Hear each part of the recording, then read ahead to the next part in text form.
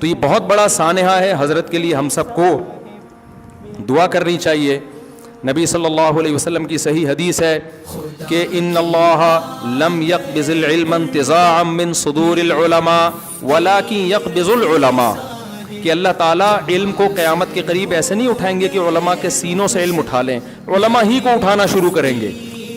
حضرت کو جنرل ضیاء کے دور میں مفتی اعظم حکومت پاکستان کی طرف سے بنایا گیا، پاکستان کا مفتی اعظم. جب حضرت مفتی شفیع صاحب رحمہ اللہ تعالیٰ کا انتقال ہوا ہے تو حضرت مفتی رفیع عثمانی صاحب نے فوراً استعفیٰ دے دیا کہ وہ اپنے آپ کو یہ نہیں شو کرتے تھے بار بار کہ میں کیا ہوں مفتی اعظم، کہ ان کا جنازہ اتنی دیر سے کیوں ہوا. تو دیکھیں مفتی طارق مسعود کے بیانات کے لیے مفتی صاحب کے آفیشیل چینل مفتی طارق مسعود سپیچز کو سبسکرائب کریں.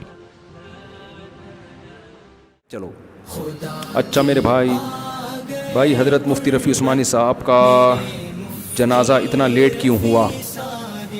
میں تو اصل میں سفر کی تیاریوں میں لگا ہوا تھا تو میں تو جنازے میں بھی نہیں جا سکا. مجھے اس کا بھی بہت افسوس ہے. حضرت کے جنازے میں تو جانا لازمی تھا. اور ہمارے جامعہ کا الحمدللہ چھٹی ہوئی آفیشلی اور حضرت کے جنازے میں پورا جامعۃ الرشید گیا ہے الحمدللہ. ہمارے بڑے بھی گئے ہیں. میری محرومی کی بات کہ میں شریک نہیں ہو سکا، لیکن اس کی میں ایک عذر تھا، میرا سفر کی تیاریوں میں لگا ہوا ہوں میں. باقی یہ کہ حضرت کی شخصیت بہت بڑی تھی. حضرت کو جنرل ضیاء کے دور میں مفتی اعظم حکومت پاکستان کی طرف سے بنایا گیا، پاکستان کا مفتی اعظم. لیکن حضرت مفتی رفیع عثمانی صاحب کی تواضع آپ دیکھیں کہ وہ اپنے آپ کو یہ نہیں شو کرتے تھے بار بار کہ میں کیا ہوں مفتی اعظم. تو حضرت کے بارے میں آپ یوں سوچ لیں، حضرت مفتی تقی عثمانی صاحب کے بڑے بھائی ہیں، اور حضرت مفتی تقی عثمانی صاحب بھائی ہونے کے لحاظ سے بھی اور علم کے لحاظ سے جن کی عزت کرتے ہو تو ہم تو چھوٹا منہ اور بڑی بات. اللہ نے حضرت کو جو علم عطا فرمایا، عرب میں آپ کی بہت قدر تھی حضرت مفتی رفیع عثمانی صاحب کی. ان کے کسی شاگرد نے مجھے بتایا کہ حضرت مفتی محمد شفیع صاحب رحمۃ اللہ علیہ نے اپنے بیٹے کو زندگی میں علماء کے مشورے پر محتمم بنا دیا تھا دارالعلوم کورنگی کا. علماء کے مشورے پر. ایک تو ایک خاندانی سسٹم چل رہا ہوتا ہے نا، محتمم کے بعد اس کا بیٹا، ایسا نہیں ہے. ہمارے شیخ حضرت مفتی رشید احمد صاحب رحمہ اللہ تعالیٰ سے ہم نے خود سنا ہے، وہ فرماتے تھے ہم نے اور دیگر علماء نے حضرت مفتی شفیع صاحب کو مشورہ دیا کہ آپ کے یہ دونوں بیٹے ہی اس قابل ہیں کہ آپ کے بعد دارالعلوم کورنگی چلا سکیں. یہ تھرڈ پرسن مشورہ دے رہا ہے. تو اس کی ان مشوروں کے بعد انہوں نے اپنے دونوں بیٹوں کے حوالے کیا دارالعلوم کورنگی کا نظام. ان کی ایبلٹی، ان کی قابلیت کی بیس پہ یہ مشورہ دیا تھا، علماء نے مشورہ دیا. آپ حضرت مفتی رفیع عثمانی صاحب کا خاندانی ہونے کا اندازہ اس سے لگائیں. ویسے تو عام طور پر بیٹے کی خواہش ہوتی ہے کہ میرے ہاتھ میں سارا کنٹرول آئے نا، لیکن یہاں کیا ہوا، جب حضرت مفتی شفیع صاحب رحمہ اللہ تعالیٰ کا انتقال ہوا ہے تو حضرت مفتی رفیع عثمانی صاحب نے فوراً استعفیٰ دے دیا دارالعلوم کورنگی کی نظامت سے کہ میں یہاں کا محتمم بھی نہیں ہوں، میں یہاں کا ناظم بھی نہیں ہوں. میرے والد صاحب کا زندگی میں فیصلہ تھا، لیکن اب تو میں ہوں نا، تو میری طرف سے یہ ریزائن ہے. اب دارالعلوم کورنگی کی شورا جس کو بنائے گی وہ محتمم ہوگا. اتنا بڑا ظرف مارکیٹ میں ذرا کیا نظر آتا ہے، شارٹ. یہ مخلص ہونے کی اس سے بڑی علامت کیا ہو سکتی ہے؟ ہم تو کیا کر رہے ہوتے ہیں، کیونکہ میرے ابا نے ایک دفعہ مجھے کان میں کہا تھا تو میں ہی ہوں، اور ویسے بھی میں ہی ہوں. ابا کے بعد کون ہے؟ ویسے بھی کون ہے؟ مارکیٹ میں جو چیز چل رہی ہے وہ یہ چل رہی ہے. کتنی بڑی قربانی، اتنا بڑا ادارہ مل رہا ہے. لیکن حضرت نے کیا تقویٰ کہ بھائی شورا جس کو متعین کرے گی. شورا کا فیصلہ یہی ہوا کہ حضرت مفتی رفیع عثمانی صاحب کو بنایا جائے، اور دارالعلوم کورنگی کو حضرت مفتی رفیع عثمانی صاحب نے ایسا بنایا کہ میں یہ نہیں کہہ رہا ہر لحاظ سے سب سے بہتر، وہ تو بنوری ٹاؤن بھی الحمدللہ علمی بہت خدمات ہیں، جامعہ فاروقیہ کی علمی خدمات ہیں، بنوریا کی خدمات ہیں، سب کی ہیں، لیکن نظامت اور ڈسپلن میں اب تک دارالعلوم کورنگی کا کوئی مقابلہ کر نہیں سکا ہے. یہ سارا کریڈٹ حضرت مفتی رفیع عثمانی صاحب کو جاتا ہے. اتنی بہترین نظامت، اقربا پروری کا تصور نہیں ہے، ساری چیزیں میرٹ کی بیس پہ. تو یہ بہت بڑا سانحہ ہے. حضرت کے لیے ہم سب کو دعا کرنی چاہیے.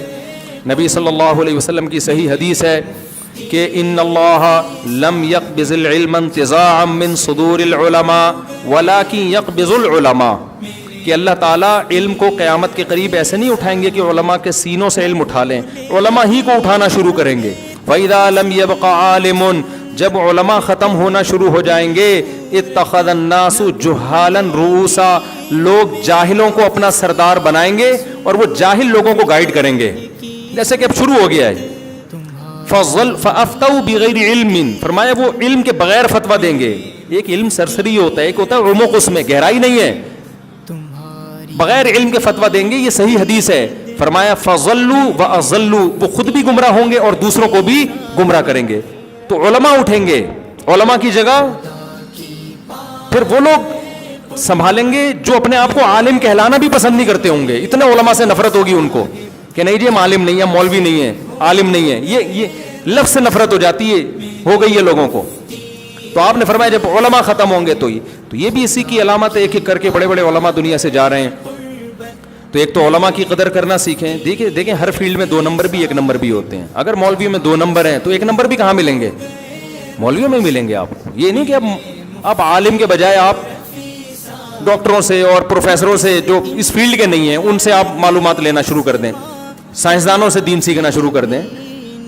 جیسے ڈاکٹر ہی سے علاج کرایا جائے گا. 1 نمبر ڈاکٹر 2 نمبر ڈاکٹر ہے تو پھر 1 نمبر بھی ہے نا. یہ نہیں ہوتا کہ سارے ڈاکٹر ہی 2 نمبر ہیں. ہر فیلڈ میں اچھے بھی ہیں برے بھی ہیں, تو آپ نے دیکھنا ہے. تو حضرت مفتی رفیع عثمانی صاحب نے جو دارالعلوم کرنگی کو جو آج جس ترقی پر پہنچا ہوا ہے, اس میں بہت بڑا کردار کس کا ہے؟ حضرت مفتی رفیع عثمانی صاحب کا. بھائی نے سوال اصل میں یہ پوچھا ہے کہ ان کا جنازہ اتنی دیر سے کیوں ہوا. تو دیکھیں یہ غلط ہے. نبی صلی اللہ علیہ وسلم نے جلدی دفنانے کا حکم دیا. اب یہ غلط ہوا ہے, 2 دن دیر سے جنازہ ہوا ہے, 100% غلط ہوا ہے. لیکن اس غلطی کا ذمہ دار نہ تو حضرت مفتی رفیع عثمانی صاحب کو جو مرحوم ہے, اللہ ان کی مغفرت فرمائے, ان کے درجات بلند فرمائے, لواحقین کو اللہ صبر جمیل کی توفیق دے, نہ تو ان کو ملامت کی جا سکتی ہے کیونکہ وہ دنیا سے چلے گئے, اور نہ اس میں حضرت مفتی تقی عثمانی صاحب کو ملامت کی جا سکتی ہے.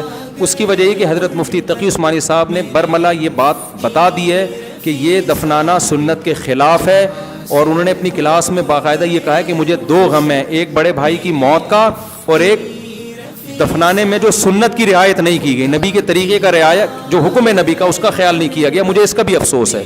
تو حضرت کا یہ باقاعدہ بیان ہے, اس پہ کئی لوگ گواہیں. اب ہوا کیوں ایسے؟ تو دیکھو جنازہ کو دفنانے کا جو حق ہے نا وہ بیٹے کے پاس ہے, ولی کے پاس. تو یہ حضرت مفتی رفیع عثمانی صاحب کے بیٹے کا آرڈر تھا کہ جب تک میں نہیں آتا دفنایا نہ جائے. تو اس میں دارالعلوم کرنگی کے علماء کچھ بھی نہیں کر سکتے تھے. شرعن رائٹ کس کے پاس ہے؟ یہ ولی کے پاس رائٹ. سمجھتے ہو؟ تو اس میں لوگ کوئی دارالعلوم کرنگی کو برا بلا کہہ رہا ہے, کوئی حضرت مفتی تقی صاحب پہ انگلی اٹھا رہا ہے. تو جب رائٹ ہی نہیں ہے ان کا, رائٹ بیٹے کو اللہ نے دیا ہے, تو اب یہ بیٹے سے پوچھیں آپ جا کے. اب رہا مسئلہ کہ بیٹے نے ایسا کیوں کیا, تو انور مقصود نے معین اختر سے پوچھا تھا نا کہ آپ کے ماموں کیا کرتے ہیں. معین اختر نے کیا کہا تھا؟ ماموں کی باتیں کس سے پوچھیں؟ ماموں سے پوچھیں.